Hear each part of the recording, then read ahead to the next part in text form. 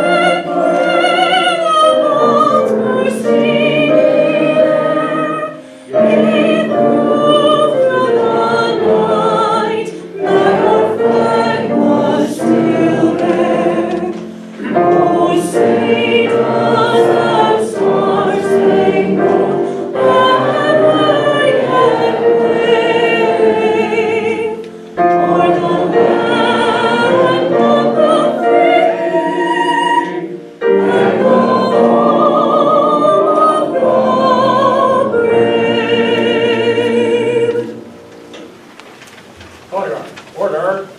Arm.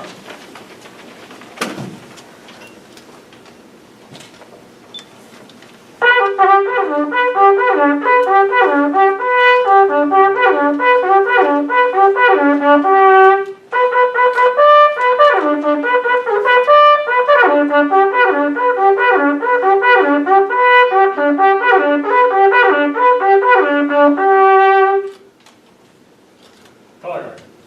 Post the color.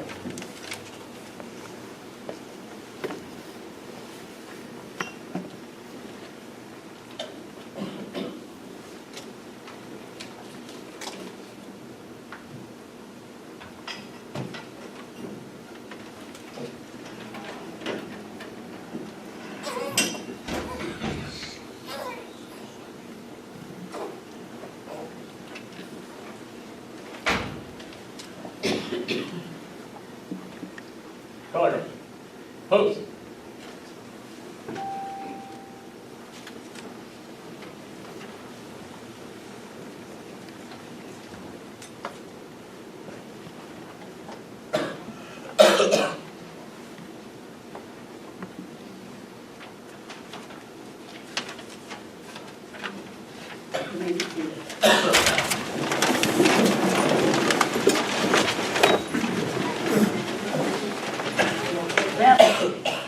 Stories of wars as we have known them here in our community, war by war, beginning with the Civil War.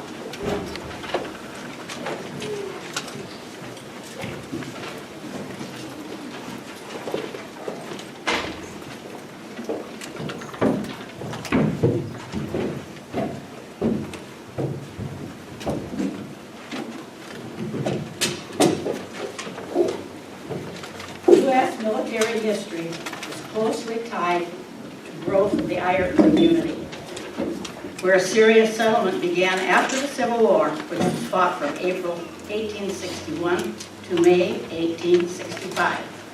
When Iowa began sending its sons to fight the war between the states, Sioux County was not settled. Iowa furnished 22 infantry regiments over the course of the Civil War, more than half of the state's military-age population. Some 76,000 males between the ages of 18 and 45, with an average age of 25, saw service. 13,000 lost their lives. We know of 68 Civil War Union veterans from the larger Ireton community who are buried in Pleasant Hill here in Ireton. 2 were buried at St. John's Lutheran, 1 in Union Hill Cemetery, both rural Ireton. 23 are buried in Hayward, Mars, Alcester, and as far away as California or New York. Of special interest is Charles, or Carl Henrich, whose preserved letters detail his Army years. Born in Germany, immigrating at age 13, he enlisted at age 18 in the 29th Iowa Volunteers, 16th Corps, originating near Guttenberg, Iowa. He explained that they were issued a full set of clothes, gun, ammo, housed in comfortable tents with plenty of wood for heat, and one blanket for every 2 soldiers. They foraged for food and livestock from the countryside and were issued plenty of beer for July 4th, important to this German boy. On average, Civil War soldiers were mostly farm boys, 5 foot 7 inches tall, weighing 138 pounds. The 29th saw service from Minnesota to Louisiana, either marching, by train, or by river. Henrich was captured and exchanged, and wounded several times before his honorable discharge at war's end. After the war, in early 1872, he was one of the many veterans to take a soldier's homestead here with his young family in Reading Township, Sioux County, and was a charter member of St. John's Lutheran Church. Proud of their service and devoted to their comrades, these veterans established Lance Post number 215 of the Grand Army of the Republic, the GAR, named after Henry Harrison Lance, who died in 1880 at the age of 40, one of the first burials in Pleasant Hill. Incidentally, Harry and his bride, Eliza Root, lived first in Calliope, where their daughter Effie Maud was born, the first white child born of record in Sioux County.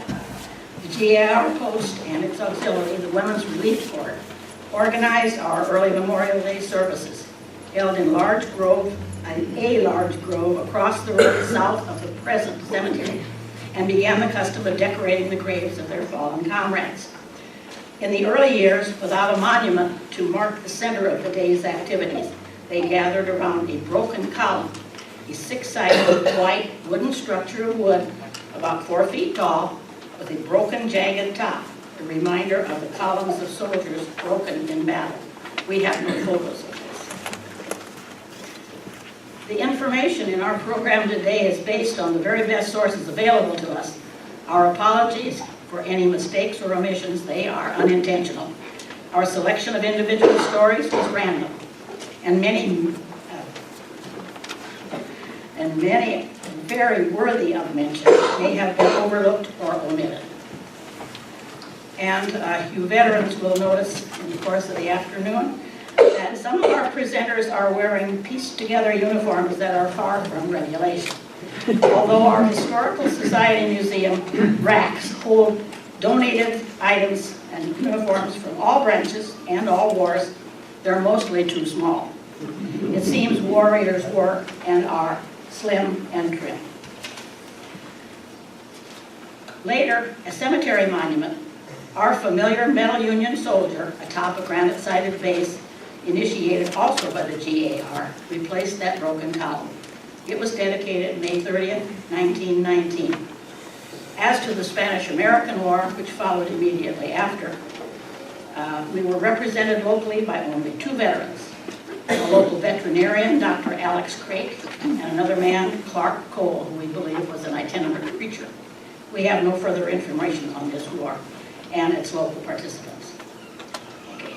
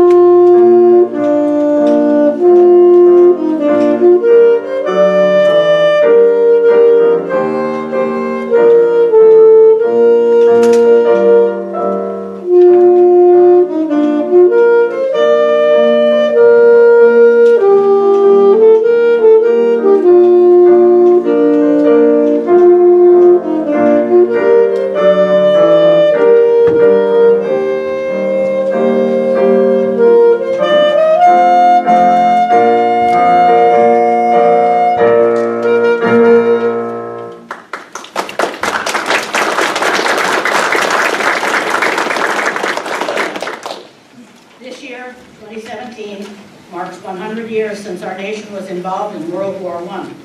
Those war years, 1914 through 1918, were some of the bloodiest in human history. When the conflict came to an end, 4 years and 3 months after it began, an estimated 17 million people, both military and civilian, had perished. The sides were drawn between two mighty coalitions, aggressor Germany and its partners versus the Allies, comprised initially of Britain, France, and Russia. America chose to remain neutral until 1917, when America's fresh supplies and fighting men turned the tide toward the Allies. Volunteer soldiers and draftees alike trained at Camp Dodge, Des Moines, and eventually the first installment of American warriors in the American Expeditionary Force was sent to Europe under General John J. Blackjack Pershing. They soon ran headlong into the reality of a new kind of war, with the hell of foul trenches, gas attacks, and the greatest killer of all, infection and disease. Many died, and many more of those who lived were broken in body and or spirit. Herb Brown of Ireton, age 18, enlisted in the storied Company K of what was then the Iowa National Guard, a full year before war was declared. Company K assisted in patrolling the Mexican-Texas border, being threatened by Pancho Villa and his troops until early 1917, when they returned to Iowa. Within days of the U.S. declaration of war on April 6, Herb was joined in Company K by 30 other young Ireton volunteers. By that time, Brown was a corporal, and a group of randomly selected members of Company K soon began duty with the 3rd Regular Army, which later became part of the famed Rainbow Division. They were shipped to France in November 1917, replacing the French in the trenches. In July of 1918, Herb stopped a bullet, which went through one leg and stopped in the other. He nearly lost both legs to amputation, but recovered and was discharged in early 1919, nearly a year later. 233 men from Sioux County were inducted into the Army on July 26 in 1918, the largest single group of local draftees. They went on to France in late September in 1918, but tragically, of the 16 from Ireton in that group, George Rickliffs died on September 19th of pneumonia on the troop transport on the way over.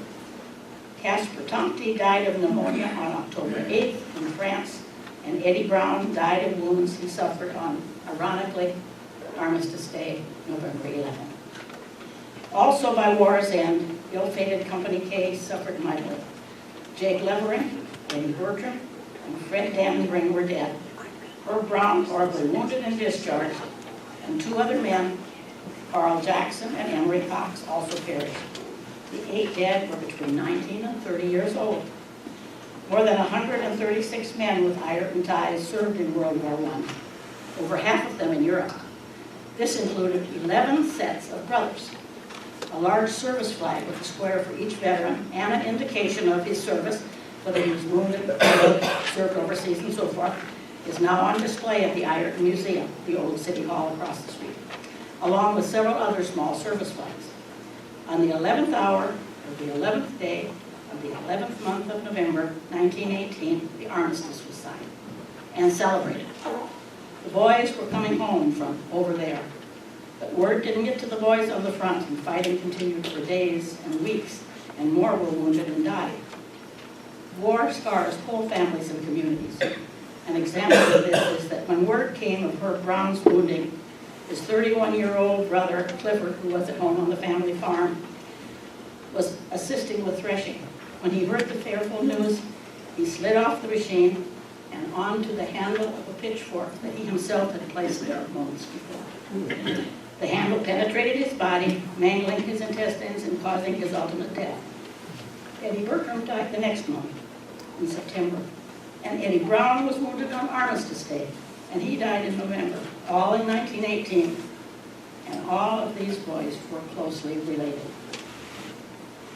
After the war's conclusion, which was officially June 28, 1919, with the signing of the Treaty of Versailles, World War I veterans established Post 276 of the American Legion and Auxiliary, named Bertram Post number 276 in Eddie Bertram's honor. Sergeant Otis Wanlin was Ireton's last surviving veteran of World War I.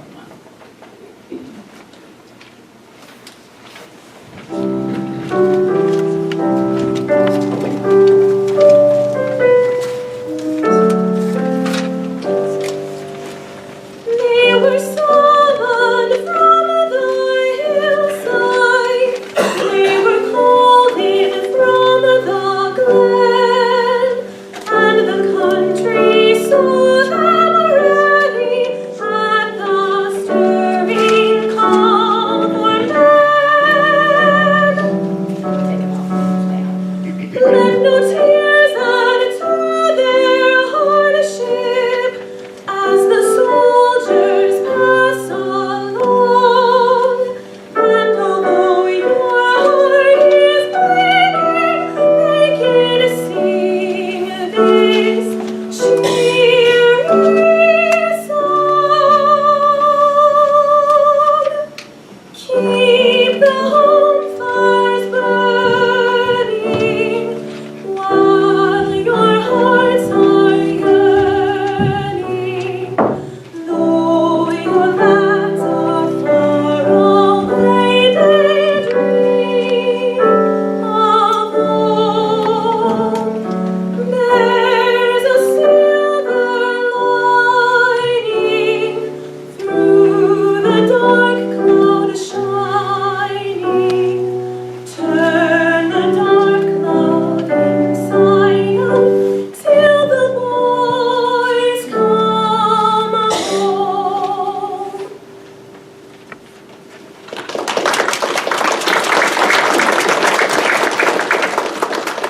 World War II.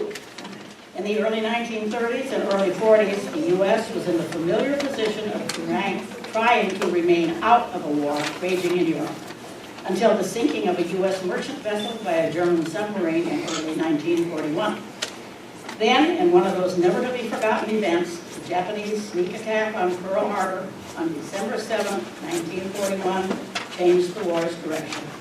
Germany and Italy declared war on us shortly after December 7th, and the war truly became worldwide. Once again, in spite of all our best efforts, our nation's sons, and for the first time officially, some of our daughters, were sent off in military uniforms to defend the freedoms so hard won by earlier generations. The Ireton Area Historical Society, well actually this is Janet and Marcia Brown who did all this, compiled a list of more than 270 men and women with Ireton ties who served in World War II. Twice as many as in World War I, 270. Our records show that of these 270, there were 32 sets of brothers who took part in World War II. Listen carefully to this. 6 families had 3 sons serving: the Bergsmiths, the Collins, the Fries, the Hunnecks, the Carrs, and the Vinskavens. 4 families had 4 sons serving: the Eismas, the Juffers, the Skippers, and the Tripps. And 1 family, the O'Maras, had 5 sons in World War II. Additionally, for the first time, several local women were in uniform in the WACs and the WAVES, and various similar organizations. In addition to the long-standing Corps of Nurses, women were accepted for voluntary service at home and abroad, largely releasing men for active duty. Bonnie Jean Brody's story. Bonnie spent several years growing up in Ireton with Brown relatives, and she was one of the first WACs in France. She was assigned to General Omar Bradley's 12th Army headquarters. Bonnie served for 31 months, 15 of that overseas, before her honorable discharge, and part of her story appeared in Ripley's famous Believe It or Not column nationwide, as follows. Captain Brody met Sergeant John Hasselbrook while in service, and they were married on a 3-day pass before he went overseas. I understand you can't hear, so I better hold this. They lost track of one another's whereabouts until one night in France, in the middle of the warfare, near the front line, he went to a farmhouse to spend the night to take cover. There he met his wife, Bonnie, who was also taking refuge in the same little house.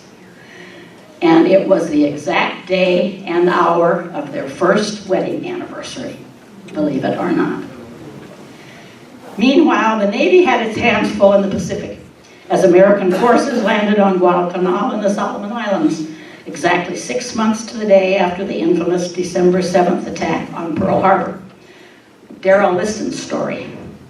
In the fierce action for control of the Solomon Islands, it was then that Darrell Liston, a seaman, first-class gunner on the cruiser Vincennes, was wounded on August 9th when their convoy was attacked at night by a Japanese convoy near Savo Island.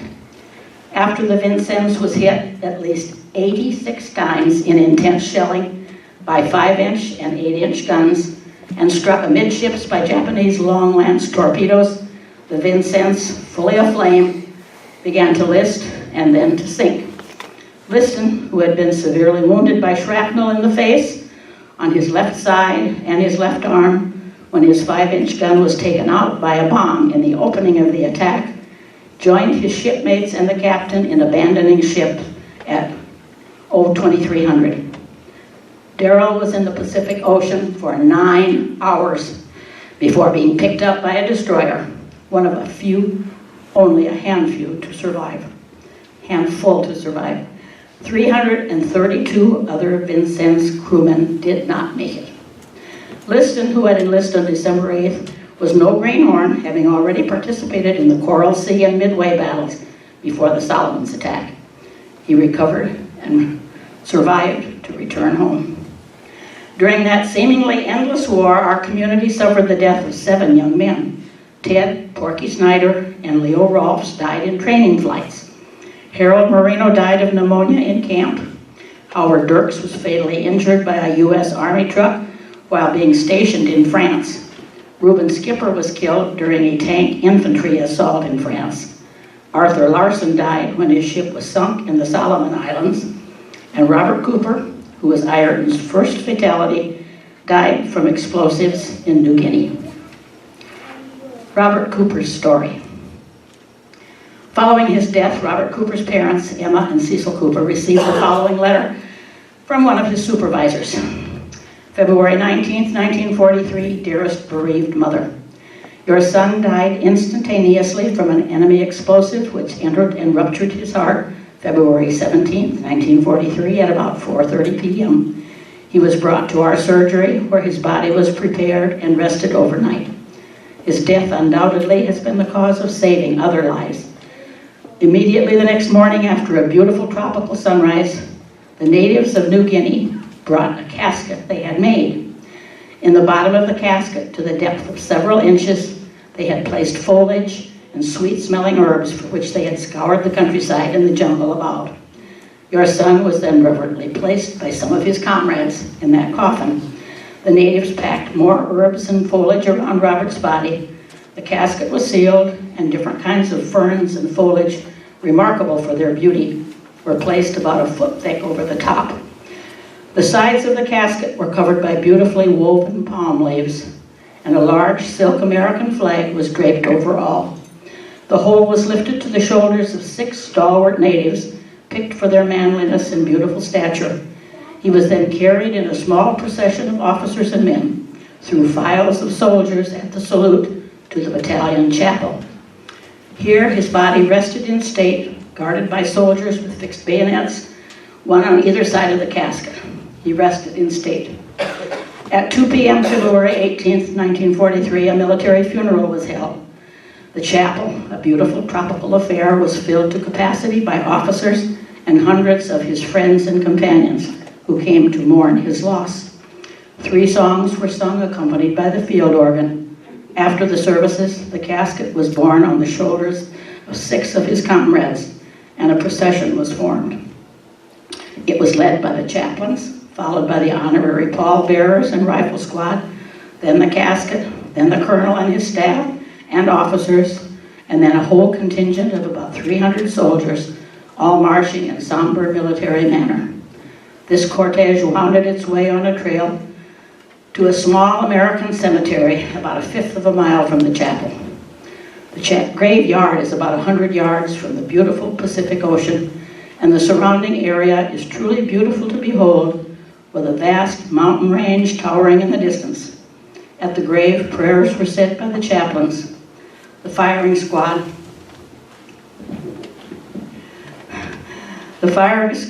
fired the salute of 3 rounds.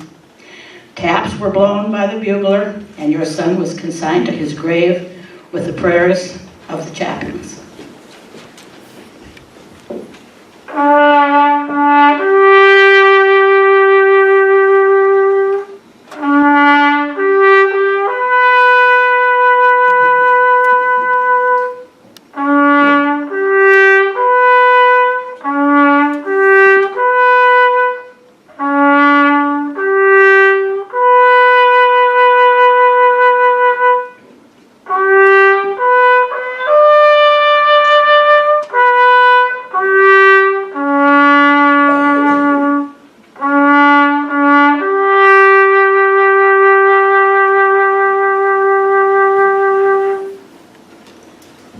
Meanwhile, on the European front, grim battles were being waged first in North Africa, and then from North Africa through Italy by way of Sicily.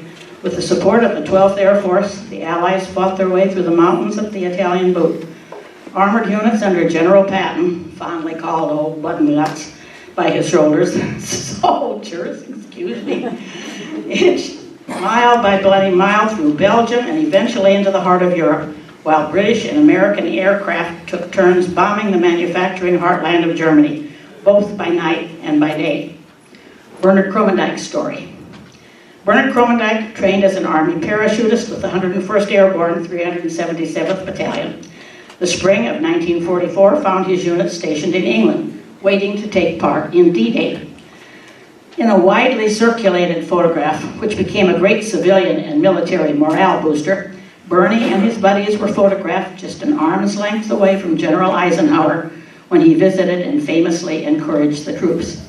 On June 5th, the night before, Ike sent this message to all the participants. You have a rendezvous with destiny.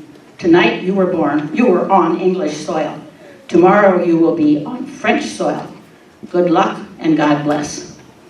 Bernie's group was loaded on a C-47 in the early hours of June 5th with a backpack loaded with a cricket to communicate with one another, candy bars, cigarettes, and an ammo canister of hand grenades.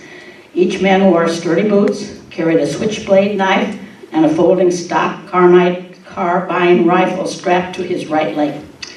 In addition to his main parachute, he had a small pack with a safety chute and a safety handle in case his main parachute failed to open. The Germans referred to them later as the devils with baggy pants. Their mission was to drop 5 miles behind Omaha Beach at 1 a.m. on D-Day to clear the way for landing force to advance inland after the main 6 a.m. D-Day landing. But winds and weather interfered, throwing them off course. Bernie and some others eventually found each other after their dark of the night jumps, but never found their anti-tank guns since they were 20 miles off target. In small groups, they dodged German soldiers from hedgerow to hedgerow for several days until they were captured and frisked of everything useful. They were forced to march, walk, or ride in packed boxcars, always by night, so that they wouldn't be attacked, for 4 months, without food or water for the most part, until they ended up in Stalag 7B, a German camp where they remained prisoners of war until the war's end. Operation Overlord. On D-Day, June 6, 1944, code word Operation Overlord, some 156,000 men landed on 5 beaches along 50 miles of France's Normandy coast, the largest such operation in history. All did not go well. Helped by the element of surprise, but hampered by bad weather, punishingly heavy German defenses, and potentially disastrous misdirection in landing sites, brave men fought and died as they overcame all obstacles to advance off the beaches, over the barricades, foot by foot into France in weeks of hard fighting. Some 425,000 men from both sides were killed, wounded, or went missing during that invasion. Often called the greatest generation, the veterans of World War II modestly disagree. But the fact remains that these brave young men owned by the privations of the Great Depression of the 1930s, physically fit, mentally tough, and self-reliant from 1941 through 1945. The greatest generation was a lean, mean fighting machine, warring mightily on not one, but two fronts, Europe and the Pacific. We owe a great deal to all of them, but there are not many left. Bertram Post has only one surviving member from World War II, Taylor Smith, who resides in California.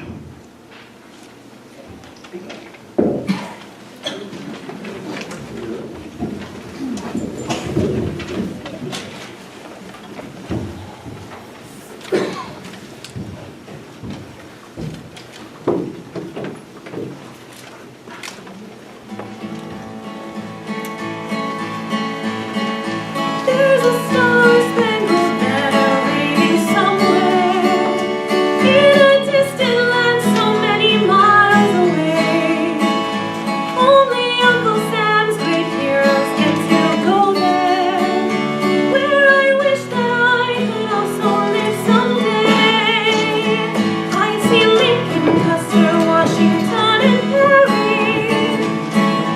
Nathan Hale, Paul and Kelly too. There's a star-spangled banner waving somewhere, waving o'er the land of heroes brave and true, waving o'er the land of heroes brave and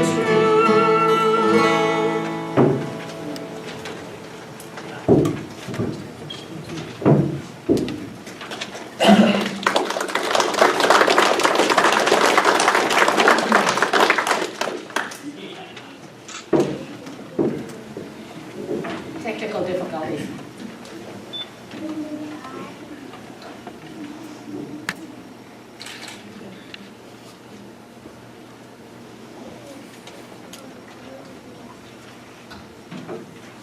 Post-World War II and the Cold War. Since the armistice was signed with North Korea, many young Americans have spent time along the 38th parallel, including those from what we have described as the Cold War era.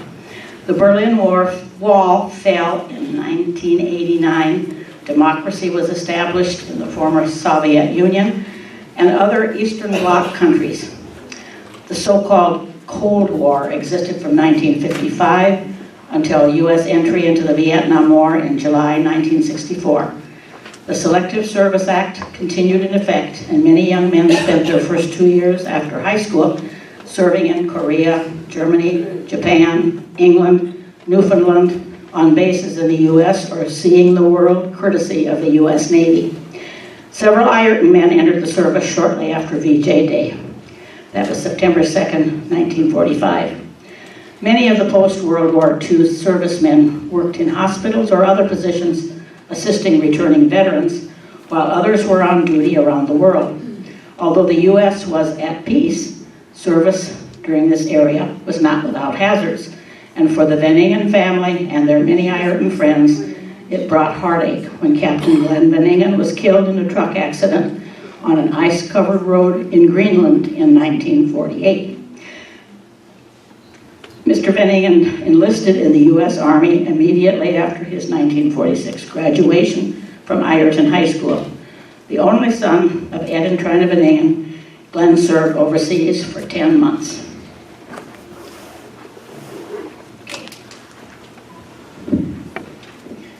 The Korean conflict. The Korean conflict began as a United Nations action after the North Korean forces attacked South Korea at Kaesong on June 25, 1950.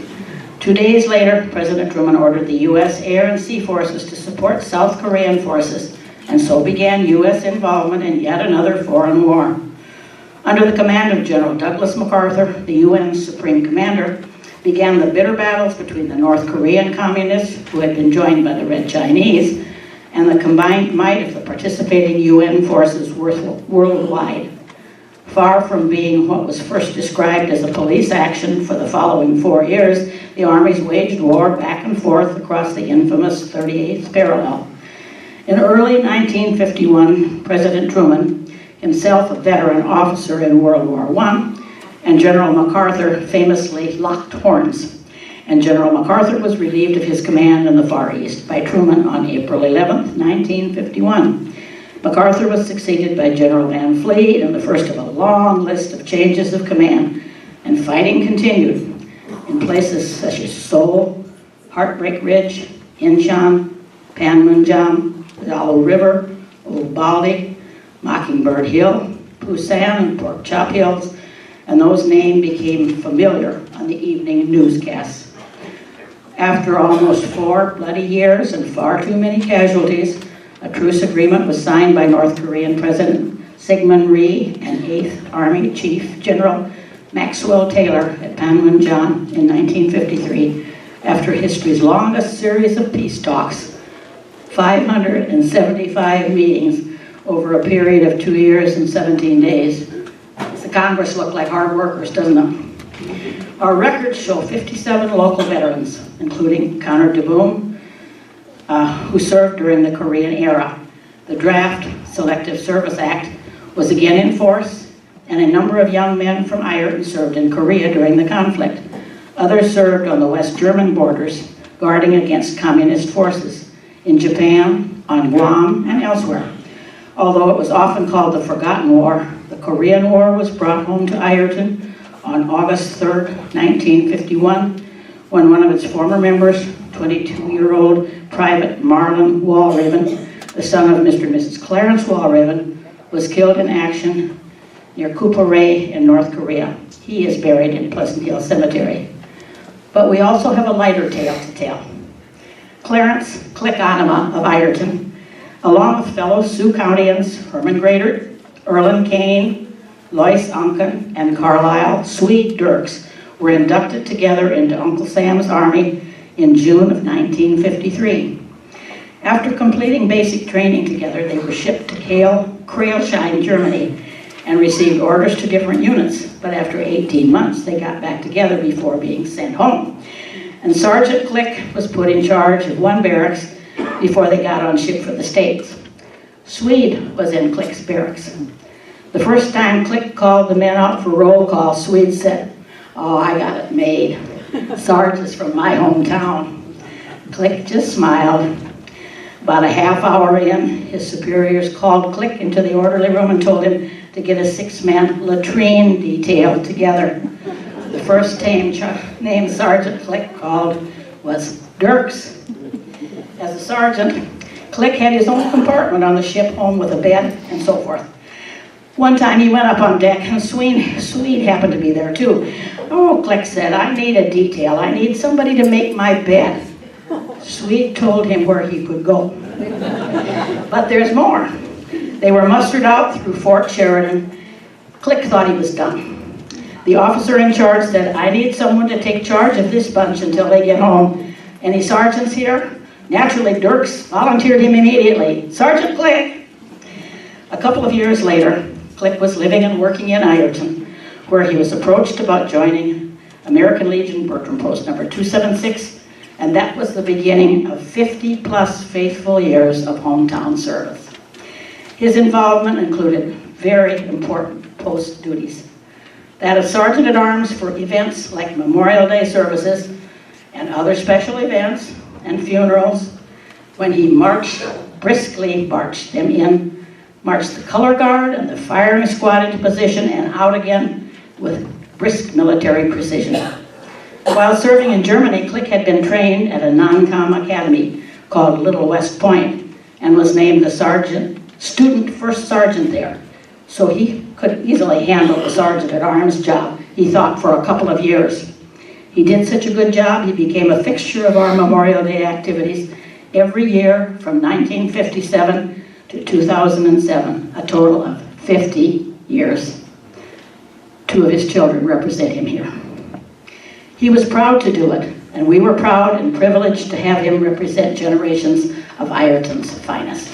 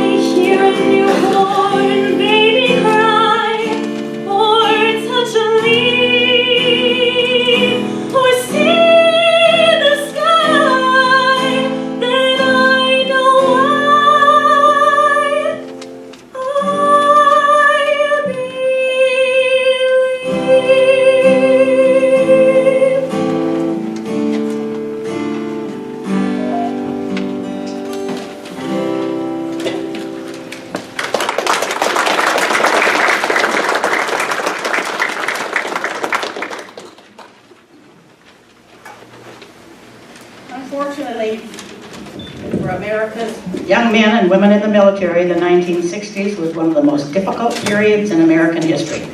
Politically, culturally, and morally, this major war and its televised images overwhelmed us all. The Vietnam War was highly unpopular with pacifists and anti-war citizens. They protested in the streets, on college campuses, and in front of the White House in our nation's capital. Many young men unwilling to answer the draft call went so far as to flee to Canada or elsewhere for the duration of the war. Similar to Civil War times, there were lasting hard feelings. All that uproar on the home front made waging war even more difficult for the grunts and jarheads that were overseas. However, we should note that more than 10 million baby boomers served in our armed forces in the 1960s and early 1970s. Nearly 10% of the men of that generation went to Vietnam. The majority of those who served had enlisted as willing volunteers or possibly less willingly in response to or anticipation of a draft call. Back home in Sioux County, there were nearly 100 service persons with ties to the Ireton community who served in Vietnam. 91 men, and notably one young woman, Rosalie Bertram, served from 1967 to 1969. 5 young men with ties to Ireton paid the ultimate sacrifice during the Vietnam conflict. Robert Van Ballaghan was killed in action on October 1967 from Small Arms 4 in Quang Nam, South Vietnam. John Preston Carr, son of former Ireton resident Lyman Carr, was killed in May 1969 by an explosive device. Rosalie Bertram died in August 1969 while in service as an Army nurse.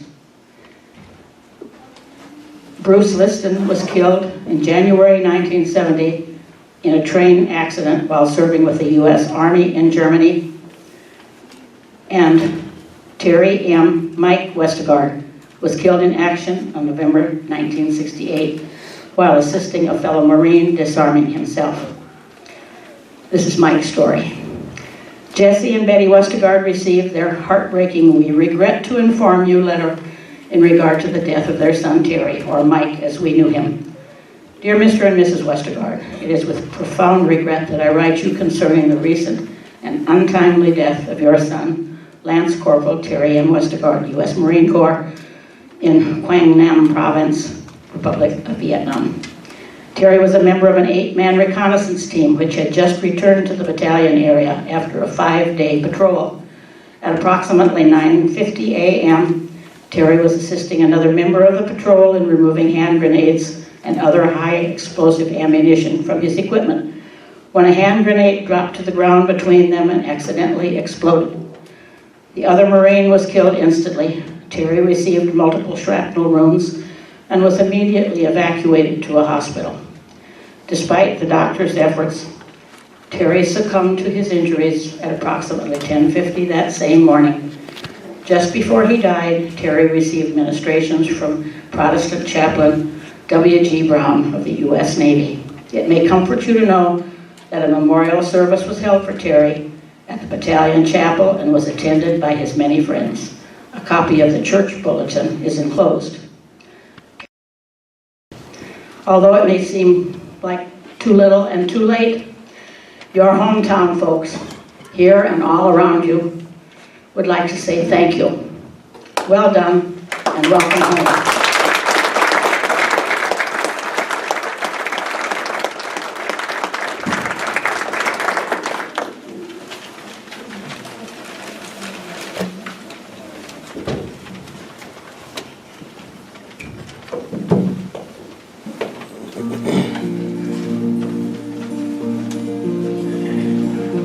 How many roads must a man walk down before you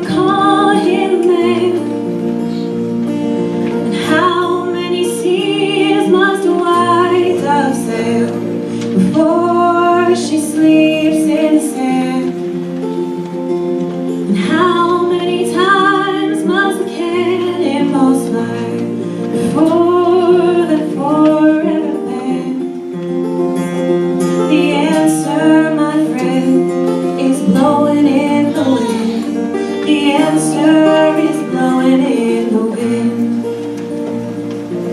How many years can a mountain exist before it's washed to the sea? Yes, and how many years can some people exist before they're allowed to be free? And how many times can a man turn his head, pretending that he just doesn't see? The answer, my friend, is blowing in the wind. The answer is blowing in the wind. How many times must a man look up before he can see the sky? And how many ears must one man have now before he can hear people cry? And how many deaths will it take till we know that too many people have died? The answer, my friend, is blowing in the wind. The answer is blowing in the wind. The answer, my friend, is blowing in the wind. The answer is blowing in the wind.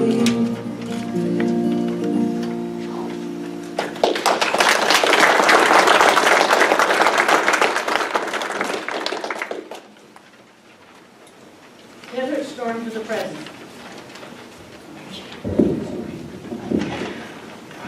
Our Persian Gulf involvement accelerated in stages over the next decade, until after 13 years it became the longest war ever fought by the U.S. At its highest point, the U.S. stationed over 50,000 troops from various branches of the military there, joining over 30,000 NATO service members, and thousands lost their lives. Terrorism and suspicion of secret weapons of destruction led to our ground, sea, and air involvement in Operation Desert Storm, Operation Desert Shield, and Operation Desert Saber in Iraq, where Saddam Hussein and Muslim religion leaders were encouraging jihad, or holy war. Eventually, the U.S. targeted military strongholds, launching Tomahawk cruise missiles from its fighter bombers and warships stationed in the Persian Gulf.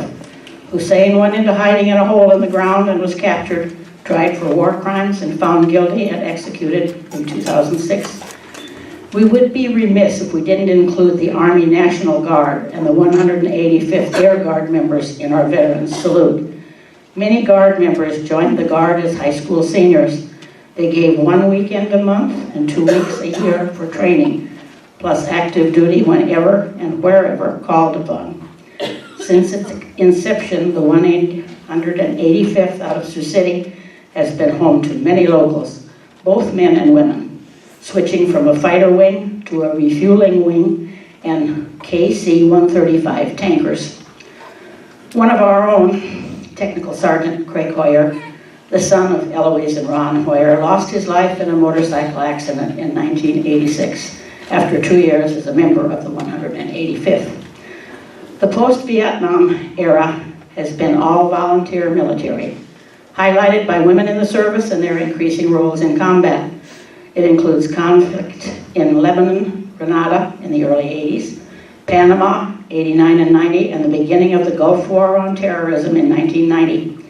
In changing times, Chaplain Kevin and wife Sarah Hublin were both in service. Sisters Carmen and Tara Liston were in the Air Force.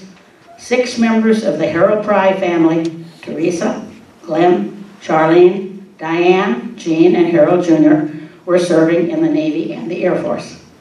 A 3rd Veterans Monument was recently completed at the far west end of Pleasant Hill Cemetery to accompany the familiar Union soldier at its center. Ireton Cemetery is anchored on the southwest by the Veterans Memorial, dedicated on Memorial Day 2012. Bertram Post of 276 American Legion planned the memorial and raised more than $50,000 to cover its cost. It was designed by Reich Granite of Sioux Falls. The center granite pillar bears an etching of the United States flag and the inscription, Ireton Area Veterans Memorial, in memory of those who have served and sacrificed for God and country. You are not forgotten.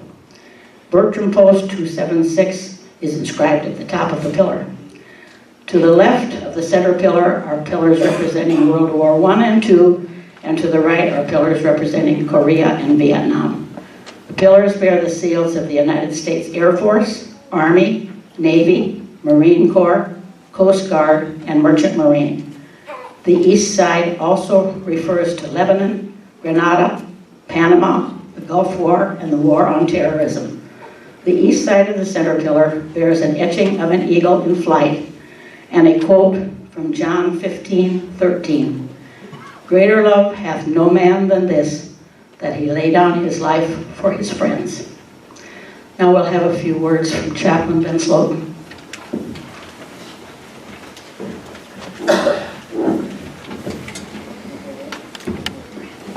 Good afternoon. It's good to be with you this afternoon. It's good to be here back in my hometown. Ireton, what a wonderful program. Thank you for everyone from the Historical Society that planned for this and prepared for this and pulled this off. What a wonderful program. What a rich history of military service from Ireton's veterans, and the program reflected the support for Ireton's veterans as well too. And so thank you, Historical Society, for the program. I haven't prepared any remarks. I'm going to keep them very brief. I want to watch the Iowa-Wisconsin game. Well, I'm not going to lie about that. It's begun a little while ago already, but it's good to be with you today. Thinking just a little bit about God and war, and as I've listened to our program, in the Army Chaplain Corps, we talk about 3 core competencies that we do as chaplains, but these things get done by other than chaplains as well. And I've heard these things either directly or indirectly reflected in our program. The Army Chaplain Corps is all about nurturing the living, caring for the wounded, and honoring the dead. And it's not just chaplains that do that. Oftentimes that stuff happens amongst comrades and service members together as they care for one another, as they nurture one another, and as they honor one another in death.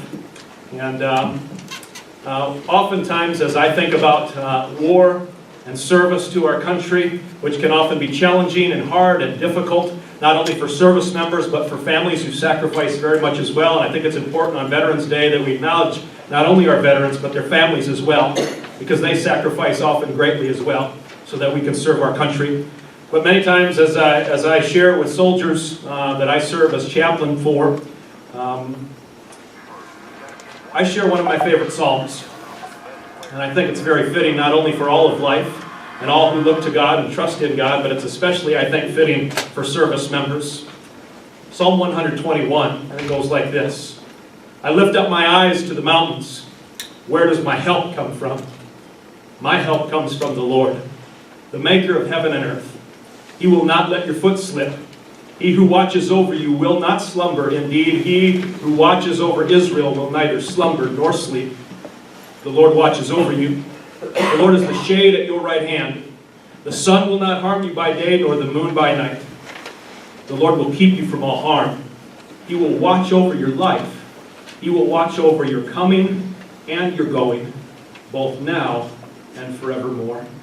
I think it's fair to say that God was present in the lives of many, if not most, if not all, of Ireton's service members in one way or another. And so thank you for the opportunity and the privilege to be here with you today. And God bless America. God bless each one of you.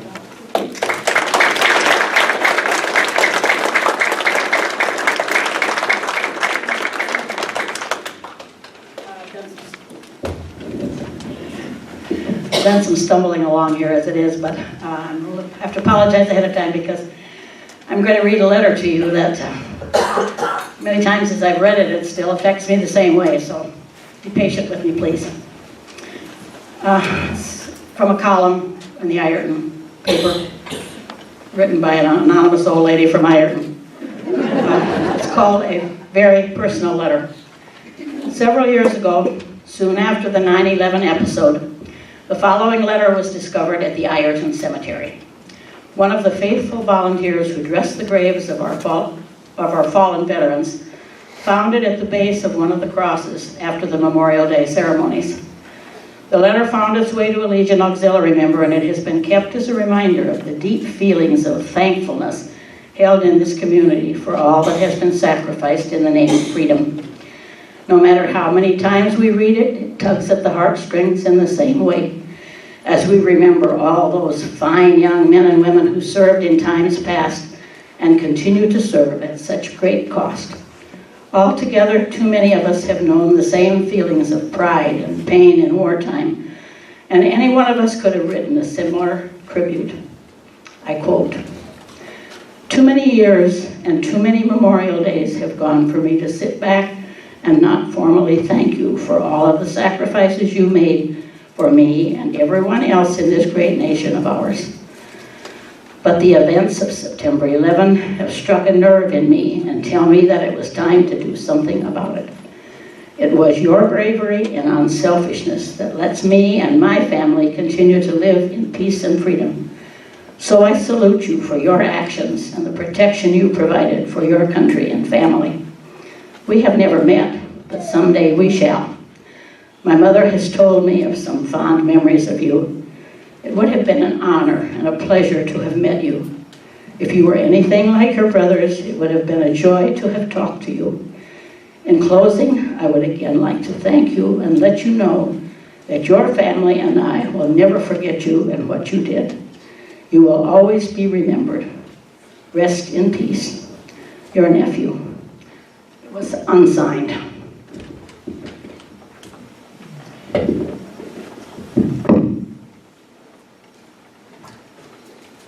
Please stand for a benediction. Remain standing for retiring and health.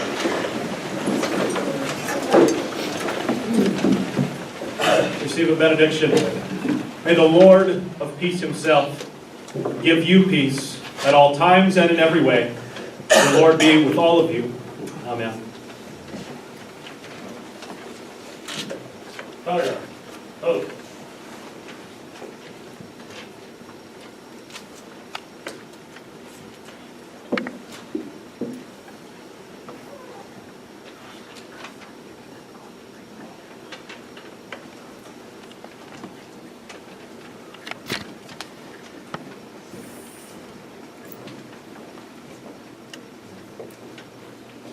Color guard. Retired color.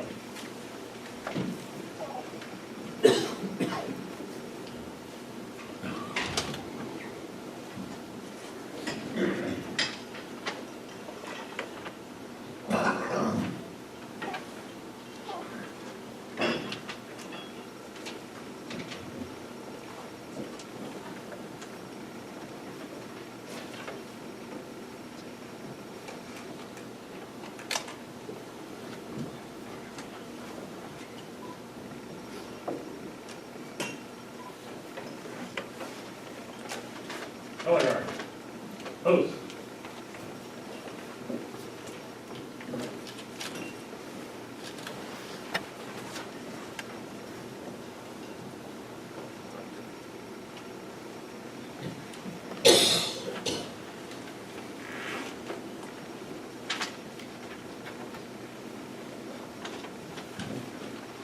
Please remain standing as we join together in our thanks to God and God blessing her.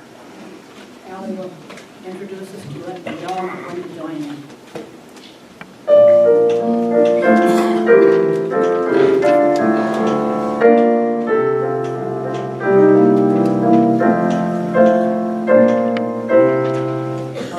While the storm and clouds gather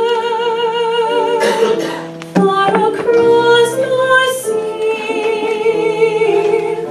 let us pledge allegiance to a land that's free. Let us all be grateful for a land so fair, as we raise our voices in a solemn prayer.